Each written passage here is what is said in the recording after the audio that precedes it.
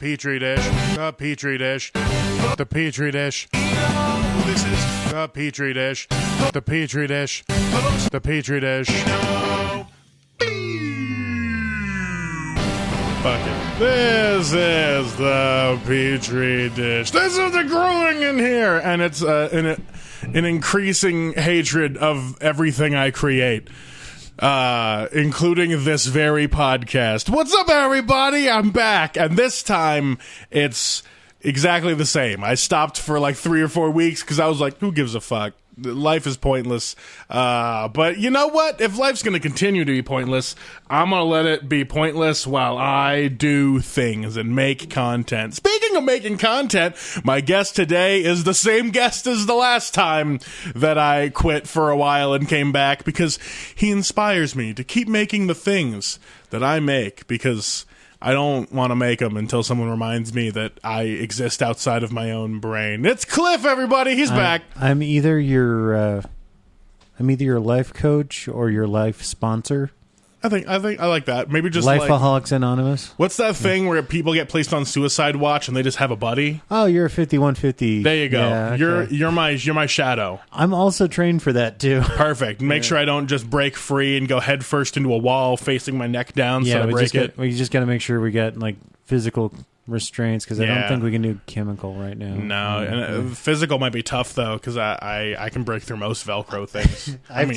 I've taken down taller than you. You know this, yes. Oh, fuck. I mean, I was threatening everyone with a gun earlier. That doesn't help my case. Well, yeah. I mean... But it was for comedy, guys. It was for comedy. And it will not be talked about the entire time. No, it's going to be so good. It's just going to be a blip. Yeah, shit. I mean, the last time we did a podcast was the last time we shot a Too Fat for That. Yeah. So and apparently this is just going to be a thing now. It's going to be the thing. Every time I shoot, every 4 weeks or something, then I'll do a podcast. I don't know. I don't know if I could... Like, if I now just tell myself, like, this is going to be a monthly podcast instead, then I just won't do it. Yeah. And then, well, it'll just be me coming over and being like, hey, we got to do a podcast. Yeah. So now, you know, like, I either have to commit again to doing it every week, like I say I will, or just fucking cancel it. Finally just put the nail in the coffin. Finally. Well, we'll send it out to the listeners. Do you want to continue hearing the Petri Dish podcast, or do you absolutely hate Bobby? For the love of God, tell me to cancel it. Tell me my YouTube videos are funnier, even though I know none of you watched it. Well, you know, I know a bunch of people that have watched it, including my sister, who I do a podcast with, called the Normal View Podcast. It's out every Friday. Yes, and then every once in a while, we've played with the... maybe having a guest on, and then my sister's like, nah. So that's the mistake I made, is having a podcast that isn't technically all about me. Although now it can be. I mean, really, that used to be the intro. Is just, welcome to the podcast. That's just whatever I want it to be. Yes. And honestly, that's what this is. Because really, at this point, all I can do is make this podcast an update on whatever weird manic shit that I'm getting into now. Yes, the Adderall-fueled update. Yeah, and so really, this podcast is just going to be exactly as it always has been, but more spelled out in the fact that it's, what have I been up to? Well, learning to edit videos. Yeah, no, we actually had help with the video today. Yeah. My buddy Jacob, who everyone might remember from the Cheap Carpet music video that we put together for Sad Giants. He's been looking to get more stuff to do. So we just had him over to shoot the Too Fat for Yoga episode. And he has a full 20 seconds of your taint. Yeah, just staring right down the barrel of a guy. He also just has one of me like standing, because he had me sitting, and then I just stood up and was just adjusting my pants. So he just has 1 4-second clip of me and just full camel toe. Well, yeah. Well, that's also because you wore the world's tiniest shorts. Yeah, for I wore Alicia's bike shorts. Yeah, because I figured it'd be funnier if I was wearing something ridiculous. Yeah. It's a good thing she doesn't listen. Yeah, I don't think she has the ability to listen to this, because I'm just going to keep going on her phone and deleting it every time it shows up. Well, there's that. There goes the ad revenue. Jeez. Yeah, now I can just talk shit all day. I don't think I get ad revenue from this guy anyway. If anything, I'd be getting 15 cents a year. Hey, you know, great. My podcast, we've made an entire $1.48 in ad revenue. So well, there you go. Well, yeah, you guys probably use Anchor though, right? Yeah, Anchor.fm. Yeah, remember, use Anchor.fm. Yeah, I wish thought we had an about offer code. I thought about transitioning over to Anchor, but then I saw that you don't own the rights to your audio anymore, so I said, fuck it, I'll go back to paying for my shit so it can be hosted forever, and it's mine. But the nice thing is it like aggregates everywhere.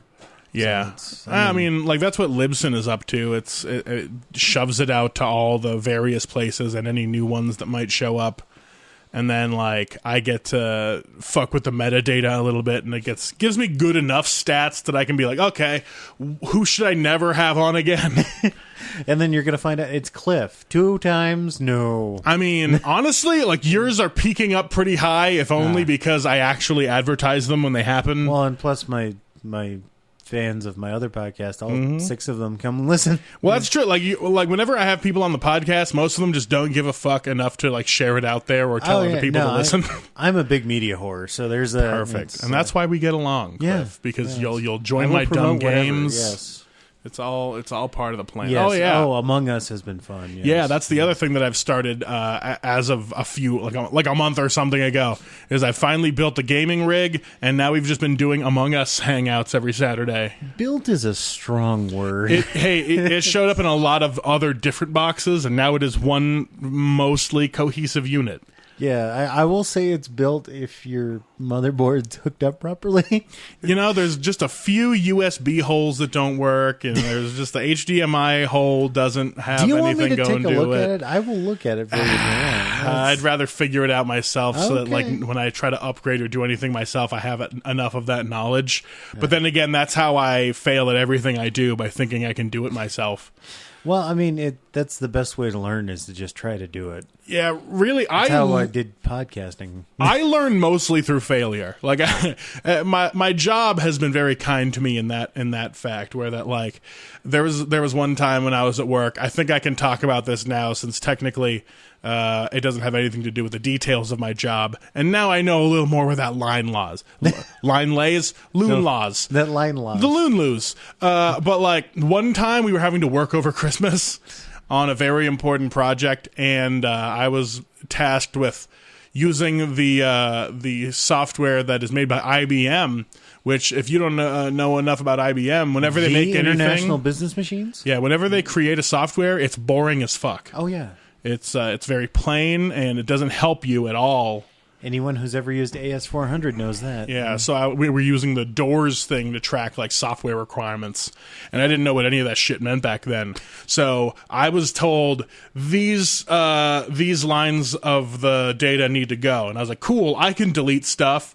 So I just went in and started deleting shit from there to there, like they said, and then 4 hours in, someone comes in and they're like, half my fucking document's missing. I'm like, you told me to delete from here and here. They were like, you're in the wrong view. So I had apparently deleted like 3 whole sections of data that were very needed. Jeez. Because I was in the wrong view of a thing. And that's now how I have learned what the requirement software is, how it works, how the views work, and all the various functions, because I caused a lot of work for someone on Christmas Day. Wow. And then your boss came in with a goose, and they were screaming about seeing 3 spirits in the night. Yes. And, yeah, and then there was a thing about Jacob Marley or something. Yes. That's got to be the worst thing, is being a ghost in Victorian England. Because it's like, it's not so much that it's a shock. It's just like, I guess we have ghosts. I would also love, like, the idea that ghosts are hack in Victorian England. They're like, oh, this place is haunted too? Come on, what's your story? Ooh, you died from the contamination in the river. No, contamination. Contamination in the river. Yeah. My brain is off now. I had the one thing to do today, and you did it. I was kind of hoping that both of you would just in tandem cancel, and then Jacob showed up, and I was like, oh fuck, it's already 2:00. And right when I was thinking that. No way that I was going to cancel. You know me. I actually got broken up with once because of that. I was dating this girl for a while, and I always showed up early for dates and all this kind of stuff, and she's like, You're too committed. There's no surprise.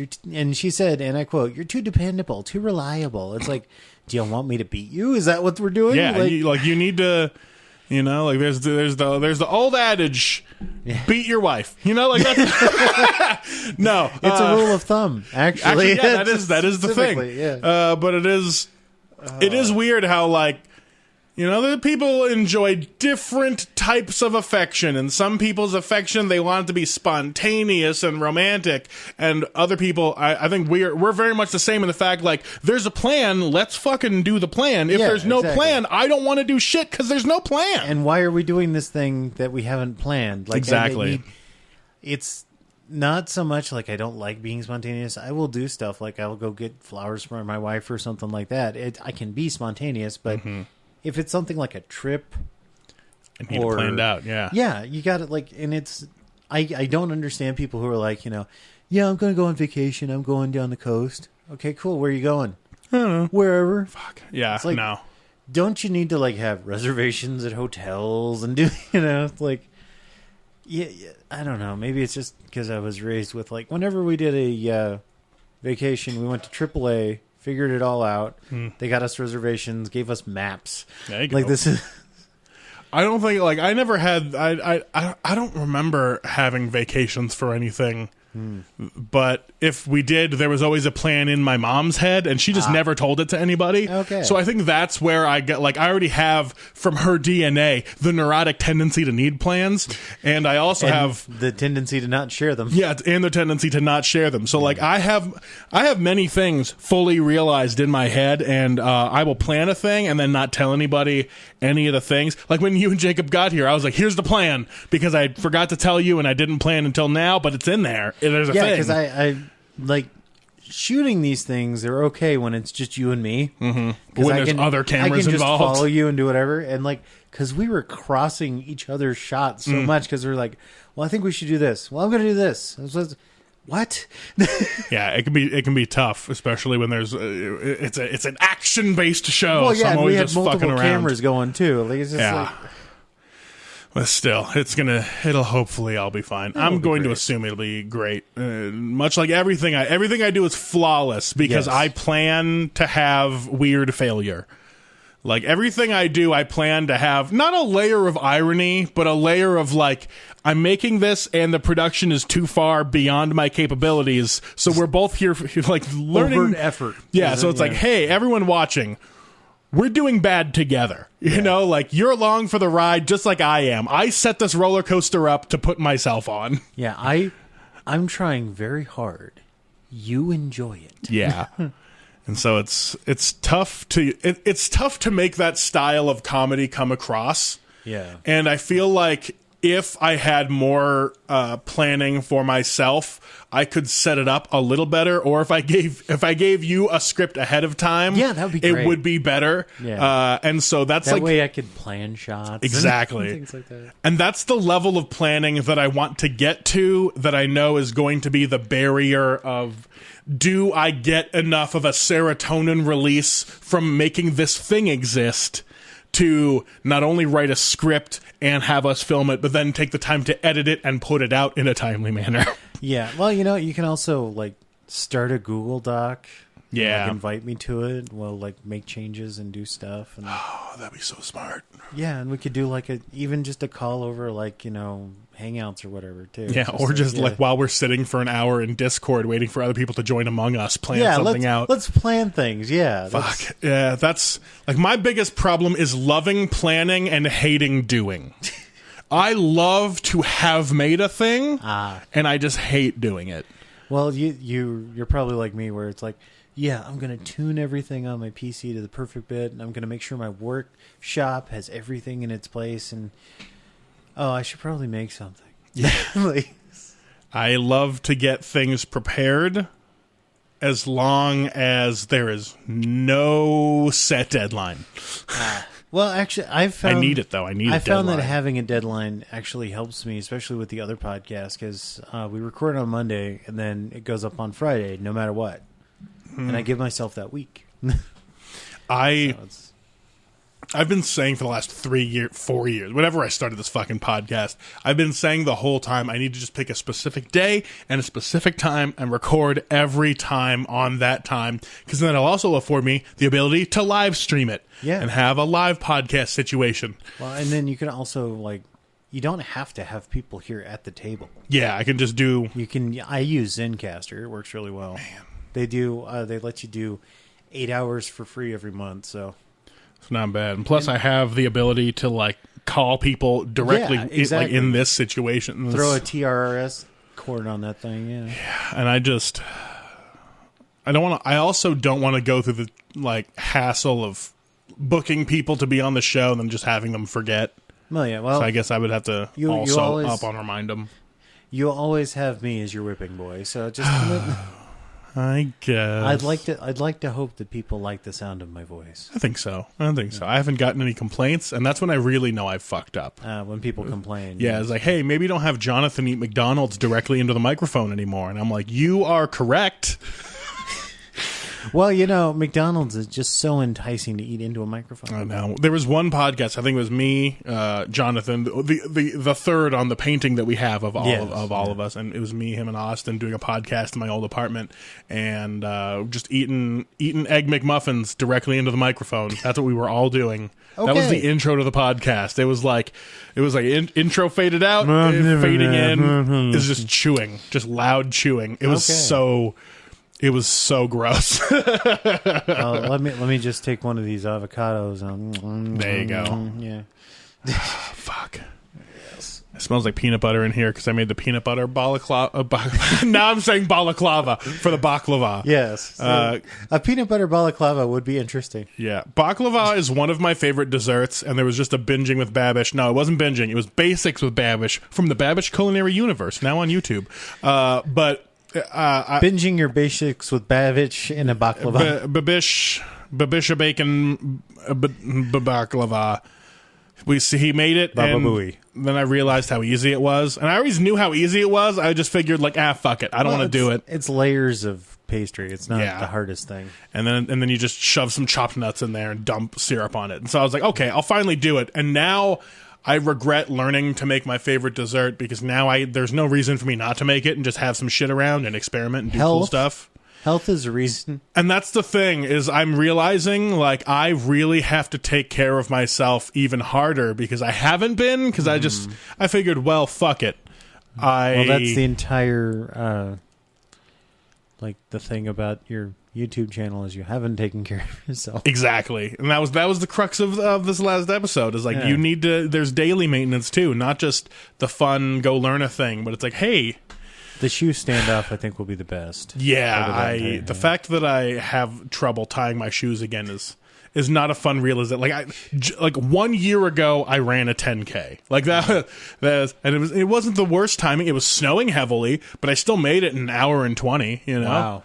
And so, like... I could probably finish a 10K in a week or two. Yeah. Like, it was rough. But now, like, I can't even jog steadily for a mile without... like, I would die because I can't. Like, my legs can't keep up and I can't breathe anymore. Well, my knees would buckle, but that's because I did football my freshman year and messed them up. I'm glad I never did that. I stayed away from all sports because I was like, I don't want to hurt myself because I like entertainment and playing guitar too much. So, I don't want to end up fucking myself up. So now I'm at the point where I'm like, oh, I can slip so far in a short amount of time because I was doing good earlier this year, and now I can't do any of that shit. And I'm like, whoa! It took in my mind, I'm like, whoa! It took 3 months off the rails. But I'm like, okay, no, that would be if we were in fucking September. No. August right now. Yeah. And that's where my brain is. Like, I can't even fathom that October is almost over. It's more like 6 months off the rails. Yeah. And so, because I was going to the gym. That's America right now. Exactly. It's everything, just March onward is just, everyone is just I can't remember where I heard this, but someone was talking about they were waiting to see what happened with the, after the pandemic, because America's basically going to have PTSD after this. Yeah. And they said, like, so is all of America going to go be strippers? Or is this... God, I really want to see what comes of this country existing, because I don't think it will exist the same soon. What do you think about it's going to do for, like, horror? Because, like, horror has always kind of followed whatever the zeitgeist is. Like, you know, I know we've had a lot of racial tension lately, and that gave us stuff like, you know, Us and Get Out and all that kind of stuff. I feel like that stuff was already brewing. It's going to be a lot. It's going to go back to the thriller of the human, like the human condition, like how far. It's not going to be horrible animals. It's not going to be, you know, like creatures or ghosts. So it's going to be the Strangers style, basically. Yeah, it's going to go back to cerebral, like what is humanity able to do to itself. Oh yeah, no. So that is the scariest thing, because we've already seen what we'll do to each other, and it's fucking terrifying. We might also get the fear of the other kind of thing again, and then definitely something that's got analogs to diseases like the whole Alien franchise. You know, I wouldn't be surprised if zombies came back. Well, they are due. Because like it was like zombies were hot in the 2000s, but then vampires took over. And then everyone is like, this is all stupid. Well, that's just because vampires were sexy. Yeah. Yeah. And what was after vampires? Was it like invisible things? I think it was more spectral things, yeah. Yeah. I think what kicked vampires back out was the popularity of like Paranormal Activity, or like some of those other invisible demon type of things. Well, Paranormal Activity was just like, that is literally a cash cow, because they took under I think they spent like $15,000 shooting it, man, and it made over $1 million. Yeah, you know, immediately. And that franchise went downhill so quick. Well, yeah, but that's just because that's what Blumhouse does. Yeah, I love the quote from the head of Blumhouse. He's like, someone was asking him like, "Wow, you know, Whiplash was nominated for an Oscar. Isn't that great?" It's like, yeah, I didn't do great numbers. It's like, oh, you're in it for the money. This is not an art thing for you. Yeah, that's what's tough, because like Paranormal Activity 1 was really good, 2 was decent, and 3 was actually not bad at all. And then they sold the franchise. Yeah, well, and Blumhouse, that's their thing. They're like, make it one location, a limited amount of actors, you know, be able to do these special effects on the cheap, and we'll make as much money as we can off of it. Like, not a bad move. Yeah, and I know it's a like show business. Yeah. But it's just like, sometimes you want like auteurs to come in and be like, hey, I want to do this. And yeah, it's cheap, but it has a vision, you know? Yeah. And that's what I hope for the things I create. Yeah. Is there's enough of a vision and just enough production that people are like, I see the heart and spirit behind this. Well, we'll make our own Blumhouse style horror movie. There we go. I had an idea for a sketch that was kind of based off the whole Paranormal Activity thing. Like, you know, guy's setting up a camera in his house. Like, there's been a lot of weird things happening in this house, so I'm going to set up this camera here, and we're going to see, because it always happens in the living room, you know. And then just, like, there's big flashing lights from behind the camera. It's like, oh, my God, the ghost is in the hallway. It's like, God damn it. And then he's like, I got multiple cameras now. You know, there's one here, and then there's one here, and I have them set up in, like, an array. And then you just hear like, there's a ghost in between the cameras. It's like, really? That would be funny. You just always miss it. Or like, you know, you just have it where it's like, okay, I have it set. We're good. I think I'm actually going to catch it now. And then you like see the lights start up, and then like the little battery going dead. That could actually just be a fun YouTube series. Yeah, it's of just like, a few. Oh fuck, that would be fun. Yeah. And that'd be cheap as fuck to make. Exactly. You don't have to show anything. It's just, you know, you'd make it look weird. The mystery. The mystery of comedy. Yes. Oh, man. I haven't even been studying up on the things that I should be doing. You know, like, my plans for being locked in for the pandemic was, like, do more music stuff, which I started doing, failed miserably, and then just quit completely on. And then I was like, fuck it, I'll do Twitch streaming. And so I looked all the stuff up, and now I'm like, I don't like a lot of people or that many video games anymore. You know, like I was hot into video games for a second, and then I was like, oh yeah, I remember that I need to do other things. And so now I'm just kind of down to like, I like Among Us and fun party games. Well, yeah, no, like the Jackbox 7 was fun, though. Yeah. And then, like, of course, when I first started up everything in the pandemic, I was like, I'm going to do so many podcasts, and I can call people and stuff. And then I just never. I quit halfway through. I had, like, 3 podcasts out, and then I was just like, oh, people. Well, I have an idea for a mockumentary for you, if you're willing for it. Oh, boy. We just go to the open mic on Tuesday, and we get as many comedians that are there for the open mic. I'll do, like, little testimonials with them. talking about, Bobby Benedict, like, oh yeah, that dude's a classic, that kind of thing. And then we'll just shoot you doing the worst set you could think of. And then just the juxtaposition of everyone saying nice things about you to like, yeah, feet are weird. God, yeah. That would be really fun. Yeah. Well, and then I know, what is it? Dylan's going to have his roast. Yeah, he hit me up to do sound for that one. Do it. Yeah. Oh, man. No, you'll see a lot from the Reno comedy sphere as I've been trying to, like, record everything and hopefully put it out eventually. Yeah, I'm hoping we can have, just a little more things out there of quality because... Oh, yeah. I mean, fuck, I've been trying to do a few of the shows around town that exist now, and, like, a few people have told me, like, wow, yeah, I specifically avoid any comedy around here because of the few times that I saw it, and it was terrible. But you're good. And I was like, oh, that blows. Yeah, no, I will say, I think this is one that's considered by everybody to be a good show. I know tomorrow is going to be at the Emerson every Monday. It's a great show. It's Cy Looney, one of the most funny comedians we have. Definitely. And mortal enemy of Brandon Straker. They have a fun back and forth. Yeah, they do. I love that they try to do a roast joke for each other every open mic. Oh, yeah. No, it's great.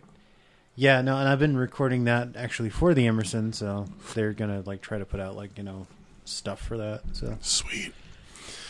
Man, I've just... Like, I know that we have a lot of very funny people in the scene, and I know we need to keep doing things and being consistent and trying to engage the outer world, not just our little audiences, but, like, bring other people their eyes to us. But it's super hard to do in the pandemic, and like on top of already not wanting to do things half the time, then trying to build something is even it's fucking exhausting just to think about. And that's like I keep getting myself in this rut of overthinking a thing that I'm not even doing yet, and then not doing anything else because of how much I thought about a thing I'm not even doing. Okay, well, the only thing I have to say to that, Bobby, is you have a lot of people around you that are very helpful, that would be happy to do things with you. Yeah. You just need to ask for help every once in a while. Then welcome back to the Therapy Cast with Bobby Benedict. It's impossible because like too much of every person I've known is disappointing. So it's just I'll keep that in mind. Thank you. It's been so tough to do anything, especially in the Reno scene, which is why it's crazy to me now how much is working because of how much people want to do things. Oh, yeah. And so it's so foreign to me. Well, yeah, and we want to make it a good scene. That's the thing. Oh, God. And that's why we all show up on Tuesday at Comics and Coffee, one of the best venues in town to do comedy, because it's just a chill vibe, That's why I feel like I need to... I'm gonna die. I feel like I need to start doing a show there now because that was my plan when the pandemic started. Yeah, it didn't happen because literally my first show was going to be end of March. Yeah, but I feel like I can't start putting on a show in the holiday season. It feels like a bad time to do it. Except that people will have family here and they don't want to spend time with them, so that's go true. To a show. Might try. Maybe I'll try for something for the end of November. That's why one of the most busy days at movie theaters now is Thanksgiving and Christmas. Fuck. Because who wants to talk to their family? That's true. All right, you've convinced me that I need to keep trying. Oh yeah, no, I'm the Jiminy Cricket on your shoulder, going, "Hey Dick, do shit." That is what I need. That would make Pinocchio so much better. Jiminy Cricket was just like, "Hey fucker, yeah, hey, you kid, need to be a real boy. The fuck are you whining about, kid? You're made of wood. You're immortal. Stop complaining. Get out there and kick ass. Take names." My favorite Jiminy Cricket quote: "Get out there and kick ass." When you wish upon the star in one hand and shit in the other, which one fills up first? Oh shit! I'm fading so hard. Today. Jeez, I'm just I feel like I'm pushing you into vulgarity because I am not as boisterous. I'm just trying to. I'm keeping the vibe up, man. Yeah. I need to stop having so many stimulants every day. Well, you need to space them better. Yeah. Yeah, because it's you have the heavy crash, and that's not a great thing. Yeah, taking don't do a Trump level of prednisone, and then I'm just like taking my not extended release, but the quick release Adderall. Like I'm taking that with coffee, and then being like, haha, energy, and now I'm like, oh fuck, yeah, that was a cool 3 hours, and now I just want my brain to be on the floor. Well, hey, I only have a selective serotonin reuptake inhibitor that I take every day for my anxiety issues.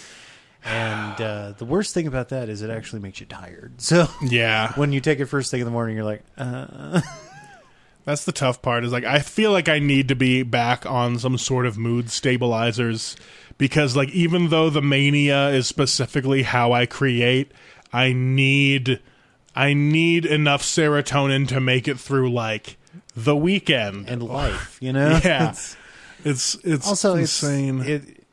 I think that's kind of a popular myth where it's like, oh, if I do stuff to help myself, I'm not going to be as funny or I'm not going to create things. It's like, no. If anything, you will be able to organize your thoughts and possibly do better. It's just you'll need to relearn how to create with your regulated brain. Yeah. Rather than just relying on, like manic episodes of being like, this is everything in my brain right now and all of it's going to be funny because I'm fucking God. And then like a week later, you're like, none of those jokes are fucking good anyway. And then it's all garbage because you never want to go back to it. Yeah. No, it's a fun, vicious cycle. I believe it was Steve Martin who, as soon as he started, like, getting his emotional issues figured out and everything, he's like, no, I'm just going to play banjo. Yeah. I don't need to do comedy. That is so crazy to me because, like, I remember when he was, like, his comedy was specifically absurd to, like, avoid the political climate of the time. Yeah. And was just about, like, I'm crazy. Everyone look at me so we don't have to worry about any of that other shit. Yeah. And then eventually he was like, I think I'm just going to chill and play some bluegrass. Yeah, no, it's people can do music because they're happy. People can't do stand-up because they're happy. Yeah. And that's why, like, I know... Well, that's the thing is I know that my stand-up persona is more about just being, like, goofy but poignant, And so, like, without any happiness in me, I really drag my own mic down sometimes. Yeah, I've noticed. And so, like, I don't want to keep getting in my own way because I'm trying to build a thing for more than just myself. Your last World War II bit was interesting. Oh, yeah, that's one that I wrote a while ago. I got really into jokes that were just lists for a hot minute. Oh yeah, no, like I think that was my early 2019 meta. Was just what was it? The 3 jokes that I remember writing were I was angry about smells like male deodorant.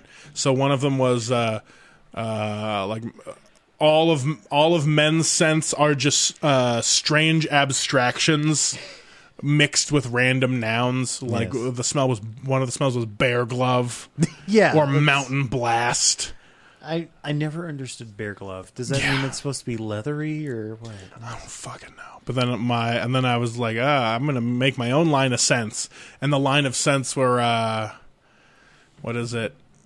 Fourth dimensional hand job, Mexican chainsaw beheading,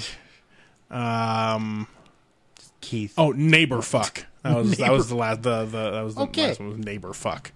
And so it's like, yeah, those were the things. And then the other joke was smell the rainbow. No. What was the other one? The World War I joke, so I can go into the lists of shitty movie titles. And there used to be way more. Yeah, that was but the good one is just the Medea Wars the World. So I just try to skip to that one. I love that too because I just picture Tyler Perry dressed up as Medea with like a World War II helmet on, just gas mask. Yeah, holding the Thompson, just firing. 2 Thompsons firing wildly. Fuck. What was? Oh, Kerr. I remember. It was Beethoven. Used to write the way that Michael J. Fox. Oh. Beethoven's songs were named the same way Michael J. Fox yelled at the band during the high school reunion.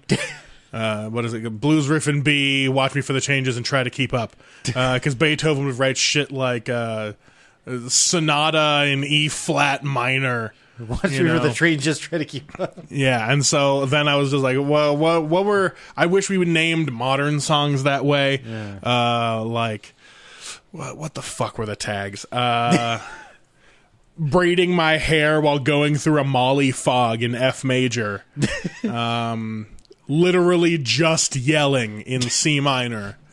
Well, there's always that the song by Cake, commissioning a symphony in C. Perfect. Yeah, and so like that was the I was just going through a whole thing of jokes that were just lists. So there we go, everyone. I did stand up for you, old stand up that I can't do anymore because 2 of the jokes are just okay, and then the deodorant scents one was basically done by Ian Carmel, way better on fucking James Corden. So okay, well, that's a thing. Yeah, so I was like, all right, cool. I don't need those jokes anyway. I had a joke that I was like all set. I wrote it, and I was like looking for a good open mic to go do, and then Family Guy used it because it's like I'm like, yeah.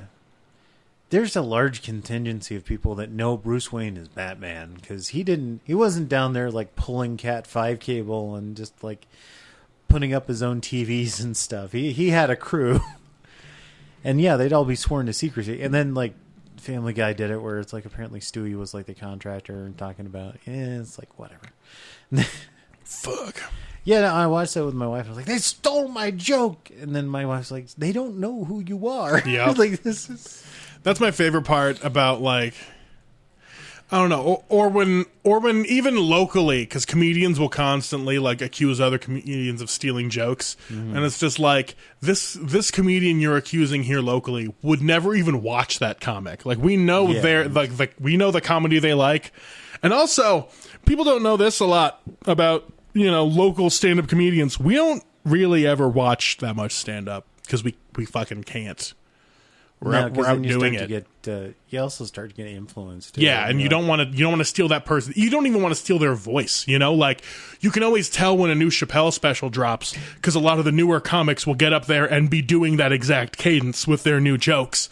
Yeah. Or like shit happens where like you can tell they just recently listened to this person's album because they hit these 3 exact same points, but they're doing their take on it, so it's technically okay. Oh yeah, and that's also what's tough because especially here, we all are at the same open mics all the time. Oh, yeah. So we'll all just kind of... We're not going to steal each other's jokes, but we'll go, that's a fun premise, and then we'll write our own shit based on that. Oh, yeah. Because we're like, that's not how I would tackle it. As someone who's been recording video for stand-ups around the area, I could probably do Dylan Lusk's entire chunk just verbatim. Oh yeah, that was actually what I was actually planning on doing that at his roast. I was gonna introduce like, oh guys, it's who could forget about Dylan Lusk? He recently moved to Reno. Actually, he's not from Reno. He's not in Reno. He's in Sparks, which is just really Sparks is just a part of Reno. Let's not get that far into it. But I mean, honestly, like I've said it before on the podcast, but and all the comics know I can do most people's sets better than they can half the time. Like I know more people's jokes. I think I'm the outlier because I try to put new stuff every time I go up. Oh yeah, like otherwise I'm bored. There's a few comics that are like they use open mics. Yeah. As like here's the new material. Plenty of comics around town, especially now that there's no shows to do or any showcases, they're just trying to stay warm, so they're let's run this material that I know works so I can get the laughter. Yeah, well, last time I was at the open mic, I tried to run stuff that like worked great in the past, and it's just like, oh really, nothing, cool. That can be tough. Yeah. And especially a lot of it is who's gone on before you, what the dumb host says before you go on stage. Did they kill the entire room's energy for fun? And then also just did anyone pull a Gigi Allen? Right. And also just placement in the list, like... Yeah. Now, I try to generally go pretty quick. That way there's no, like, vibe yet. I always... Whenever it's not a thing I'm in charge of keeping the energy of. I like to go first anyway. I either like to go first or right before the important people. Oh, yeah. Because I give enough energy that then carries over. I remember the worst time I had doing stand-up at Comics and Coffee was when you had 2 established comics that were people of color. Oh, yeah. That was when... Like, talking, and then it's like, I'm not saying that's bad or anything. I'm not being racist. I'm just very, very, very, very, very to the 10th power white. And it's just like, well, yeah, no, that's horrible about all that oppression. Let me complain about lines. It's just like, yeah, it's... That was a fun night. The place was packed that night, too. Also, apparently, the entire crowd was like against me when I used the example of little Catholic Mexican grandma, and then just everything's like the air fell out of the room. Like, what? Yeah, they're all just like, why would he say those sequence of words being that white? Because I had a little Catholic Mexican looking grandma. They don't believe you. Yeah, and then I felt like really, because Brandon just did the whole thing about like Jesus turning water into wine would be a business venture that the Jews wouldn't want to do. Like, it works with his persona. Cool. Okay. That's the thing, is like there's a lot of things that both of us would not be able to get away with because we're the jolly personas. Yeah, no, I think that was even you talking about when I was talking about heart surgery. He's like, man, if Clif didn't have heart surgery, we might have an alternate universe where he's just like, you know, like Kinnison. Doing coke and yelling at everybody. Yeah. It'd be dope. Yeah, I don't think I could be mean if I tried. I mean, I'm not to blow my own horn, but I'm pretty nice. Oh, fuck. Yeah, I don't know. Like, that's... I've been doing comedy long enough that now people try to ask me for advice. Yeah. And it sucks because, like, I've only been doing comedy 5 years. And I know people are like, only, but it's not enough in the grand scheme of stand-up. So I've been doing comedy, like, double you.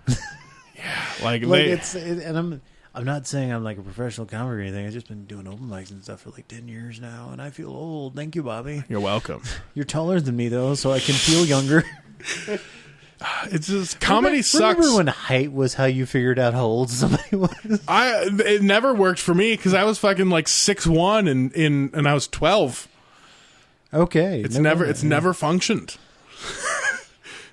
I was threatened by police because they thought I was chasing children around in the park one time. Well, they weren't wrong. They weren't you were wrong. Also a child. They weren't wrong. They were just racist because it was white kids on a military base. Okay.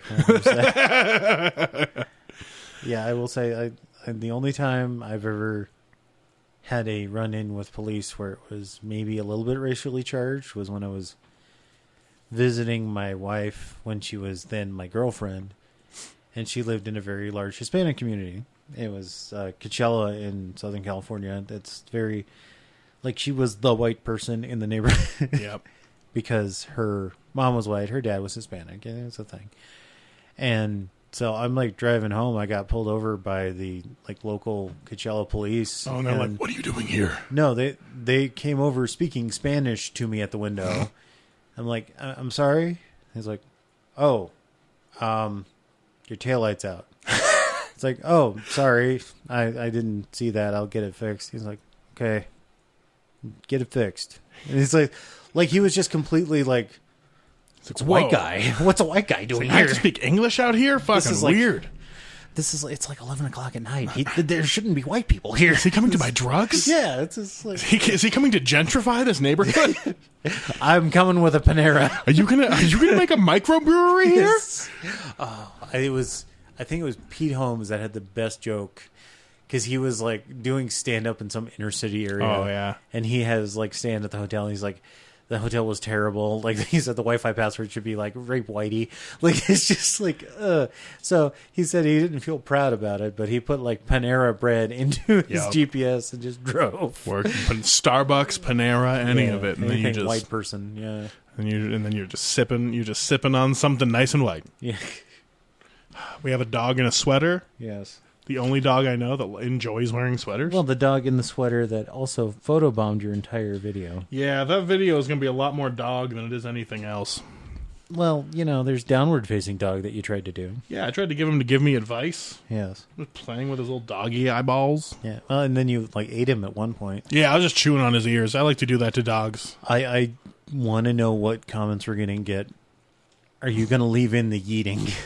Definitely. Okay, that's going to be I'm not going to tell anyone there was a couch over there. I'm just going to be like, that's enough with him. Yeet! And it's just like... And it wasn't like a gentle toss. No, it was a full-on throw. It had to be a full throw, so he wouldn't have made it the distance to the couch. Yes, so I knew he would like hit the back of it on the blankets and then roll down. And I knew he'd be fine, but also it was really funny. Yes.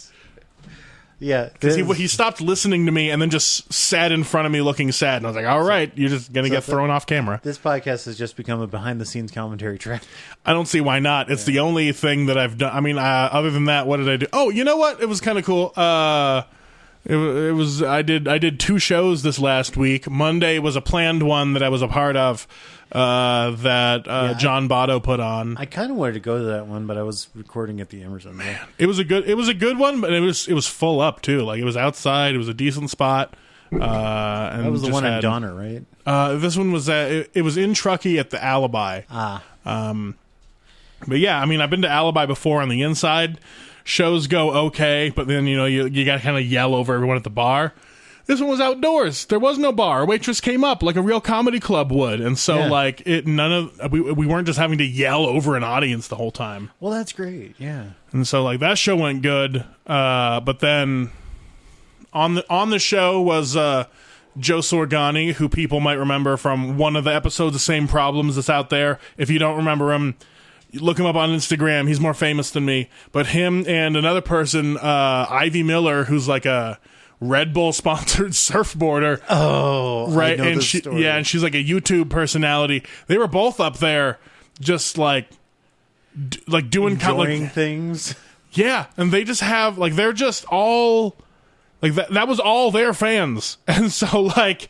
I didn't know Ivy before I went up, and I made a joke, my usual joke that's actually even on Spotify about, like, people saying I should do sports, but there are always sports no one cares about, and my example is wakeboarding, and then I make a joke about being a Red Bull-sponsored wakeboarder that dies at 32.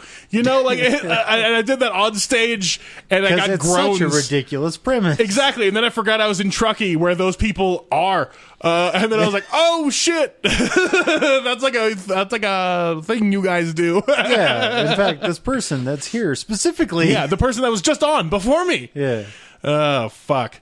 Yeah, and so then Joey was putting on the show down at Dead Ringer that next Thursday with our buddies from over in the they're not from the Bay or Sacramento. It's 2 from Modesto, 1 from Turlock. It's Scott Powers, Taylor Evans, and Marcus Peveril. They're dope as fuck, and they were all coming down here for Joe's show.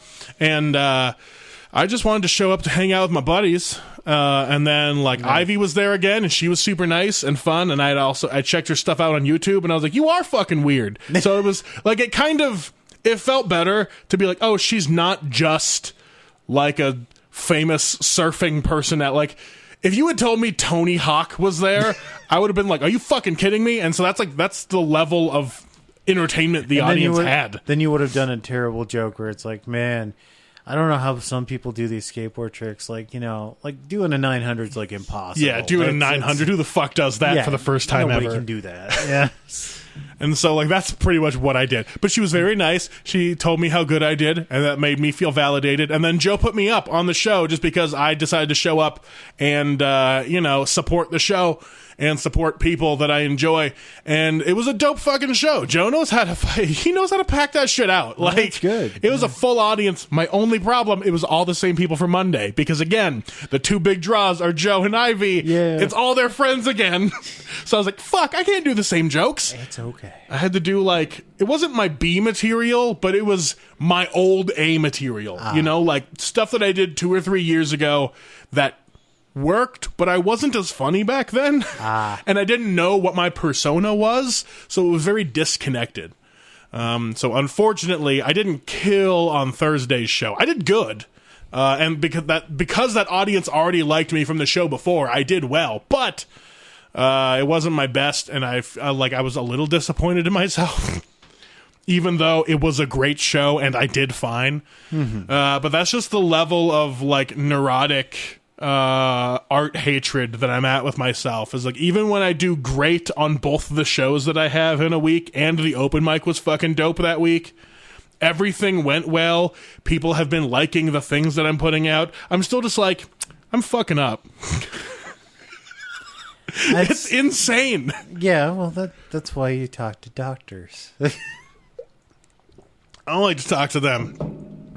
They're helpful. I know, man. My therapist was too expensive. I had to cancel it. Although now maybe if I get rid of the practice space that I've been paying for, because guys, I don't know if you know this, Jostin's moving out, so everyone give love to Nick Jostin. He is no longer part of the Petri Dish family physically, but he always will be in our hearts.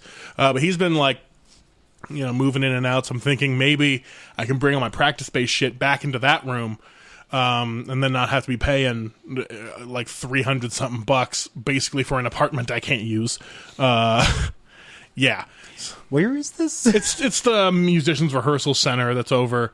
It's like a warehouse that they put individual rooms in. It's like double lock enabled. Okay, well then why don't you record there, man? Because then there's always people playing. And it's just loud. Okay. You gotta like catch it at an off hour, like noon on a Sunday. Then like no one's there, so that's usually okay. But I don't ever like to go to a separate location in the day.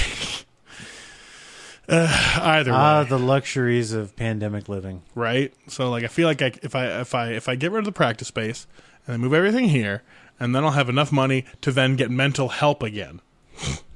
That's the thing. I was doing so good last year. I was trying to better myself as a person. Mm-hmm. I was going to the gym all the time. I was trying to just be healthy all around. And then this year I was like, nah, fuck that. That was too much effort.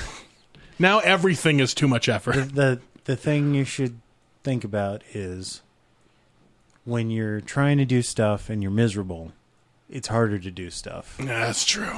As someone who's dealt with massive amounts of anxiety and had panic attacks at work, yeah, it's hard when you're miserable. And when you get help, you can start looking forward to the things you enjoy doing. Didn't mean to make it this deep, but hey, this is kind of a return to podcasting last year. It was just like, this is an intervention. It's like, how do we fix the way I have broke myself?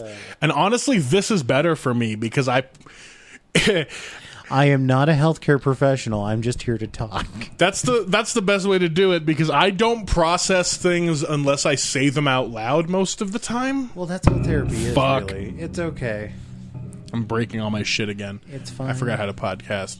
But yeah, like, I don't know if this is some sort of weird entertainer's curse or what, but like, I must air my dirty laundry to everyone. Yeah, like I don't journal or anything like I was doing before anymore, and I'm not like making notes about stuff. You breaking stuff? No, just repositioning things. But like I have to process by writing a thing out or talking it out and then going back through it. So sometimes I don't learn things about myself until I say some dumb shit on the podcast and then listen back to it the next day and go, oh.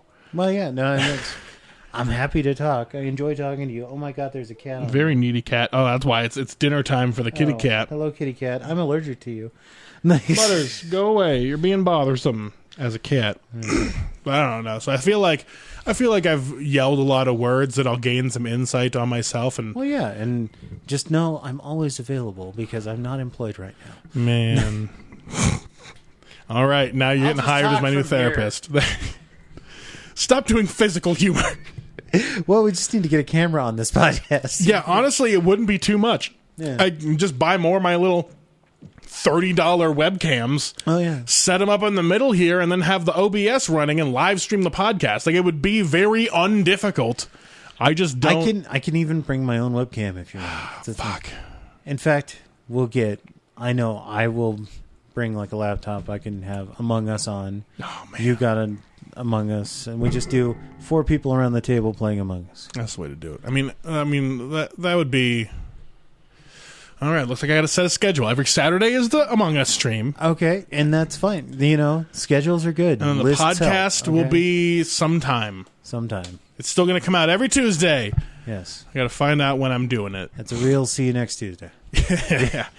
Fuck. I really wish I didn't make the podcast and my open mic the same night. Although I guess it's good. I'm covering my bases. I'm a Tuesday man. If someone doesn't see you there on Tuesday, they can at least listen to you on Tuesday. Hell yeah. And as I'm driving to the open mic, I can listen to the dulcet tones of Bobby Benedict. I thought you were going to say of yourself. No, I don't have dulcet tones. I have more of a...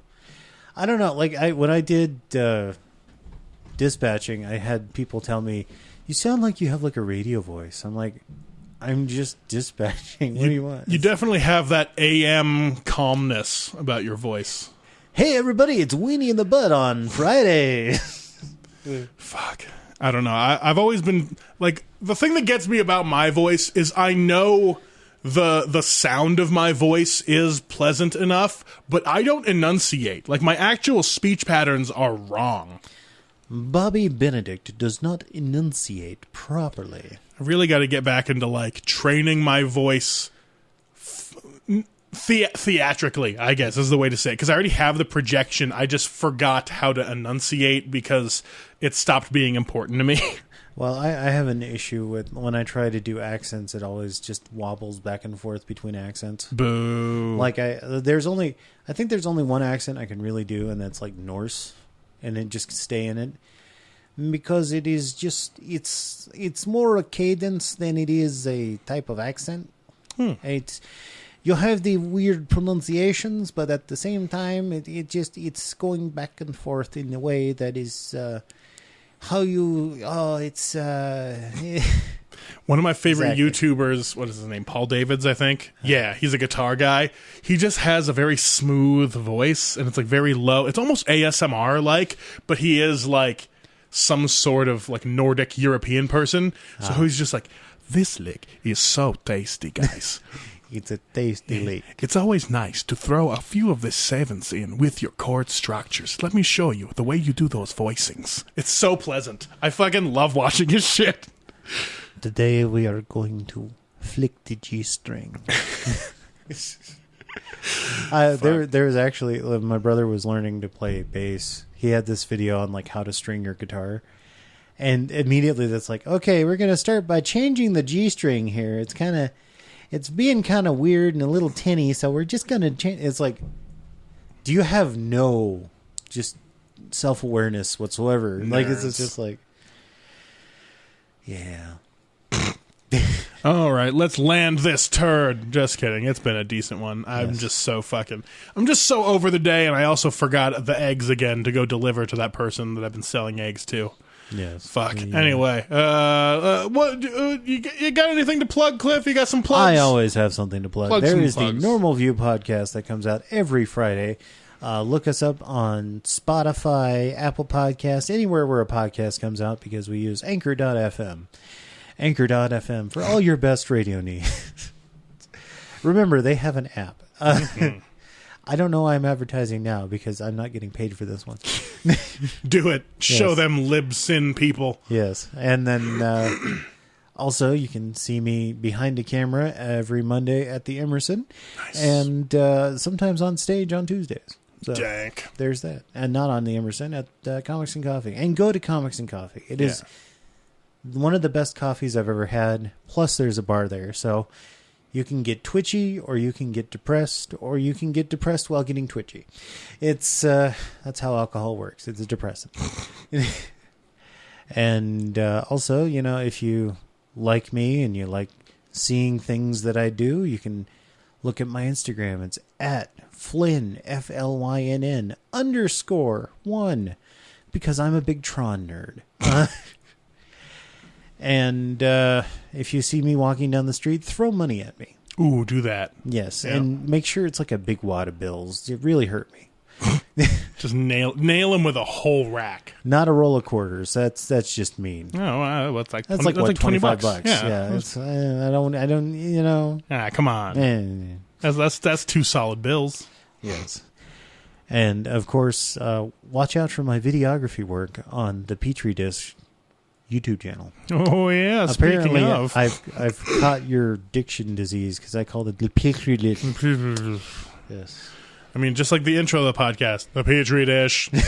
I need to make a new theme song. I've been saying that for a year and a half. But let's see, guys. Go check out the Petri Dish YouTube channel, up and running now. First episode of Too Fat for That is up and going. Yeah. Let's see. It's a good one. We have people actually being proficient, too. And the second episode, going to be even danker. I power up almost to Super Saiyan. Yep. I do most of the stuff. And he had to change his pants because of the powering up. It was crazy. Mm-hmm. And then, let's see. Check out every Tuesdays at this podcast. Listen to this podcast. Plug my own podcast on my own podcast. Yes. Go to my open mic. Go to listen to Sad Giants. On Saturdays, we are doing Among Us streams on my Twitch, twitch.tv/Bobby Benedict. But also, you can just join the Discord and hang out. Join the games if you want. We've been real short-handed lately. Yeah, we've had maybe like 5 people. Yeah, maybe like I think one time we had 7, but only for like 2 games. Yeah, because people had to go to work or whatever. Yeah, and so play Among Us with us. It's a fun time. I'm going to start editing a couple of the videos and tossing them up on YouTube also at the Petri Dish, so come hang out. What else do I have going on other than that?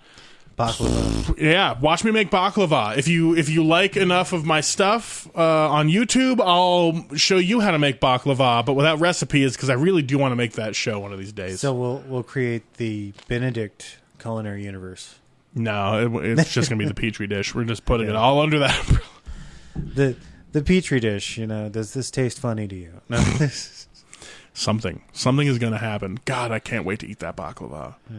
But man, let's see. You only have 2 hours and 56 minutes left. Do you have any media of things you enjoy? Have you been checking things out lately? I've been going back and watching like a bunch of horror movies and stuff because it is the spooky season. Yes, it is. And the underrated movies that I really enjoy: Halloween 3: Season of the Witch, just because it's like, if you want to watch the world's most deadbeat dad try to be the hero, it's Halloween 3: Season of the Witch. And also that movie was kind of, when I was a kid and AMC had, the like horror movie things during Halloween, they advertised Season of the Witch by showing the part where the guy walks out of the hospital, pours gasoline all over himself and lights it on fire, and gave no explanation of it. So I'm like, wow, this movie's dark. And then later when you watch the movie, oh yeah, he's a robot. It's just like, okay. But yeah, no, it was just like, yeah, those AMC promos were like the best. Like when they did, they had Talking Heads Psycho Killer over the Psycho promo. Nice. Yeah, and it's just like, it gave a vibe. And like the movie Funhouse, where it was actually directed by same guy who did Texas Chainsaw Massacre, whose name I'm blanking on right now, but still. And as soon as I say blanking on, everyone else blanks too. That's just how it works. Yeah, for some reason the only name coming to my mind is the exact wrong one, and I just keep thinking Guillermo del Toro. Yeah, he made Texas Chainsaw Massacre. Fuck. I'm sure whoever's listening to this is screaming at the podcast right now. Exactly. It's not Quentin Tarantino. It's definitely not Quentin. We both have the internet right here in front of us. We can get it. Yeah. Ralph Macchio. Nope. Yeah, it's all Ralph Macchio. It's Doof Bigman. Nope.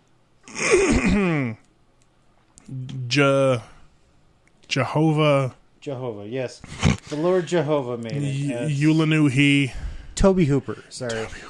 Yeah, but it was just like this chintzy little thing that he made, but he had complete creative control over it, so it was cool. Nice.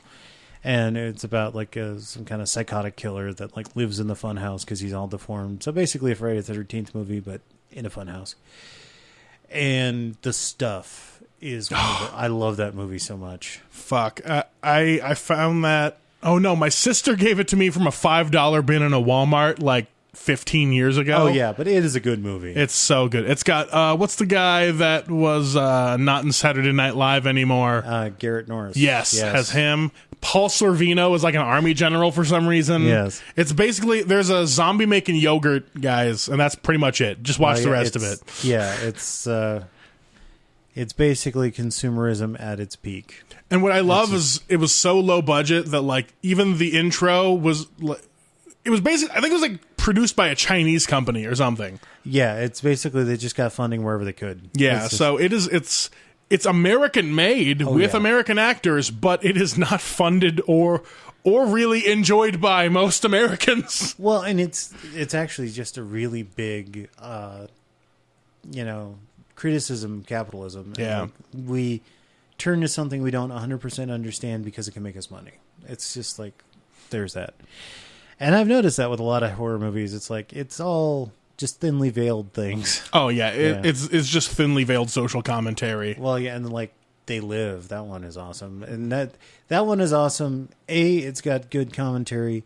B, just for the fight between Roddy Piper and Keith David. I don't think I've seen that movie. The like 5-minute fight. It is awesome.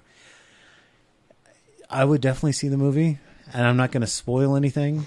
It's John Carpenter. It's 80s as hell, so you'll like it. They Live. I need to watch some more of those things because, like, I do love horror movies, but I also love dumb, campy shit. But my girlfriend is more into, like, the children's movies.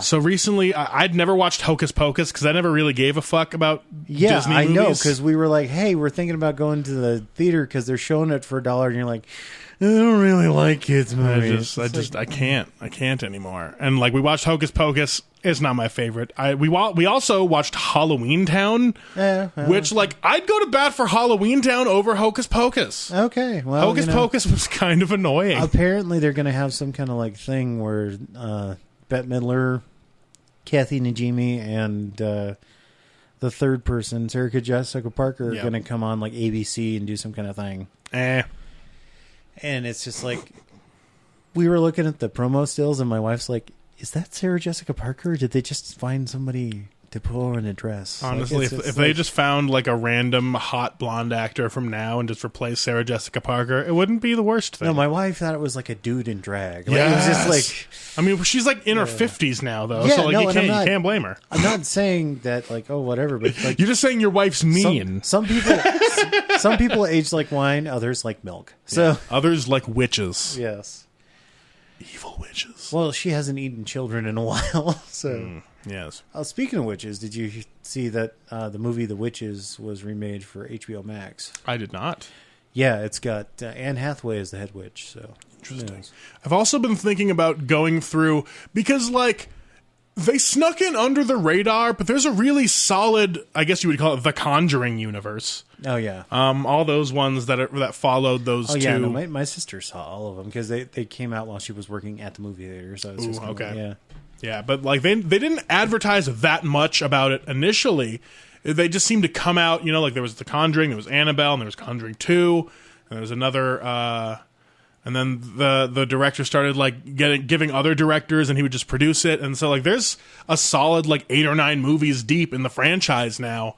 So I need to go back through and look at those because I loved The Conjuring and Annabelle. Yeah, The Conjuring, starring very underrated character actor Patrick Wilson. Like he was great in The Conjuring. He was also great in. I liked him as the villain in Aquaman. It was good, and he was Owlman in Watchmen and all that kind of stuff. So it's like he plays a good everyman. That's the thing. It's like But just him in Aquaman was hilarious because he's like chewing the scenery. But it's Aquaman, so you like it. Oh, I loved Aquaman so much. I mean, and that's not something I ever thought I would say, that I would love the Aquaman movie. I wish DC had put more effort, not into trying to rival the MCU, because like it wasn't until too late that they lost everybody, and then they made great movies like Wonder Woman and Aquaman. Yeah, and that's the thing. DC, I think, right now needs to just worry about making good movies. Mm-hmm. And, like, you could call Joker, like, an Elseworlds movie. Because it's not, like, in the main universe. Yeah. And then, like, with the new Batman coming up, it's not going to tie into anything. And DC is best when it doesn't have to worry about a gigantic universe. Yeah. Because, to be fair, DC did the giant universe before Marvel ever did. But they did it animated. Like with Justice League and everything like that. Like Justice League had this huge interconnected universe. And like, you had Green Lantern, you had, Superman, Batman, the whole thing.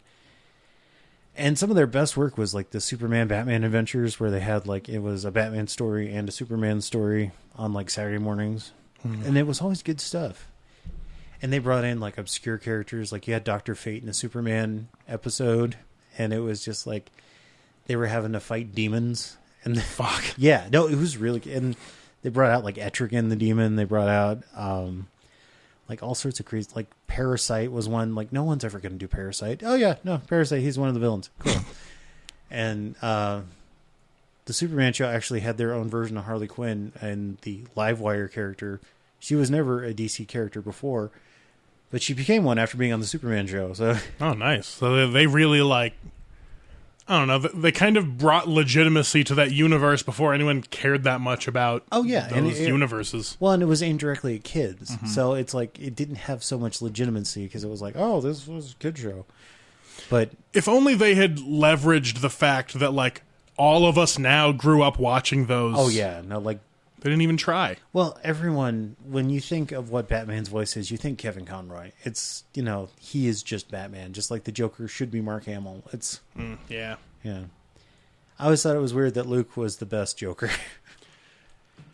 The fact that he is such an iconic hero and villain at the same time in different nerds' eyes. Exactly. And apparently he had a cameo in like every Star Wars movie. So that was something he talked about recently. Like, even if he was just some kind of side character away from everything. That's kind of fun. He had a cameo. So. Fuck. All right, hold on. Let's see. I'm only enjoying YouTube things. One of them is just Nuke's Top 5. That guy makes fun paranormal-based videos, and they're the only ones of quality. Chills is fun to listen to because he's dumb as shit and his voice is stupid. Number 15. Yeah, but his videos are bad. Nuke's Top 5 is the best. Yeah. Other than that, I just wanted to talk shit about Bon Appetit. They're back making videos. Oh, you saw the video where it was like, this is why I work for Bon Appetit. And then immediately after that, the two whitest people they have, they made a video with. Like, what the hell? It's like, well, they shoehorned in, like, they couldn't have gone more the wrong way. Yeah. They're like, here's two black people that we're going to now try to prop up to show that we haven't been racist ever. It's like, you aren't owning up to any of this shit. You're just saying, look, guys, we hired black people instead. Anyway, here's... sorry that we had underrepresented people. It's like, okay, yeah, now here's videos that are badly... I mean, they're not badly edited. They're just boring as fuck. Yeah, no, and they don't have the same kind of stuff. And that was kind of the big draw of Bon Appetit for me, is when people would talk about their cultural heritage while they're making their cultural dishes. Yeah, and that's the thing that sucks, is because, like, I know a lot of their people were white as fuck. Yeah. And they definitely, not denigrated exactly, but they played down their people of color. Yeah. Yes, they should have owned up to that sooner. But now they're making Brad boring. Yeah, and that's hard. His exact thing was he was going to other cultures, and sure, he was kind of oafish, but he knew that he sucked, and he was trying to learn. Well, yeah, and he wasn't trying to be like, oh, this is bad because it's different. It's, let me try new things. Let me see what things are. And now, like, they've basically flattened the wheels on everything to show you that their bus can fit. You know, like, it's fucking dumb. Yeah. So, Bon Appetit sucks. Don't ever go back to them. They're all dead to me. Just go to the Babish universe. Go to the Babish Culinary Universe. Sola is doing a show, and I'm hoping that can go more. I always thought she was like the best when I saw her on Bon Appetit, and it made me feel extra angry when it's like, yeah, she's an intern. She doesn't really get paid for any appearances. Yeah. Like, what the heck? So they don't pay her for any of the things, and like they barely acknowledge that every video she appeared in, she's the one that made it better and made... Like, she convinced Claire to finish a lot of things and gave all the good ideas. Yeah, she like fixed 5 or 6 of like the gourmet junk food things. Like, well, have you thought about doing this? She's like, oh, I didn't think about that. Let's do this. Yeah. So, Bon Appetit had a real good run for about a year, but now they suck. Don't ever go back to them. But the Stump Sola videos on the Babish universe are great. They just did a candy one today. That was real fun. I enjoyed it a lot. I love the one where she had to do the, like, what is it, like the 15th century, like, mac and cheese. Oh, God. And she was, like, out there with, like, not a cauldron, but it was, like, a big fucking iron pot, pretty much. Yeah, it was a Dutch oven hanging from a chain. It was just, and I love the fact that, like, you know, I'm looking at that and I'm like, oh, that's the one he used for the Red Dead Redemption. I loved the one where they did a 7-course meal off of just like bodega. Oh shit. Yeah, just like, that was real fun because she nailed that. Oh yeah, one. And she's like, she pulled stuff out of her butt like I didn't think she'd be able to do. Like it's All right, so yeah, go watch the Babish Culinary Universe. It's way better than Bon Appetit. Unsubscribe from Bon Appetit. Yeah. Other than that, guys, thanks for tuning in. We already did all the plugs. We told you what we like. We talked enough. Thanks for being here, Cliff. We were on the Petri Dish. The Petri Dish. The Petri Dish.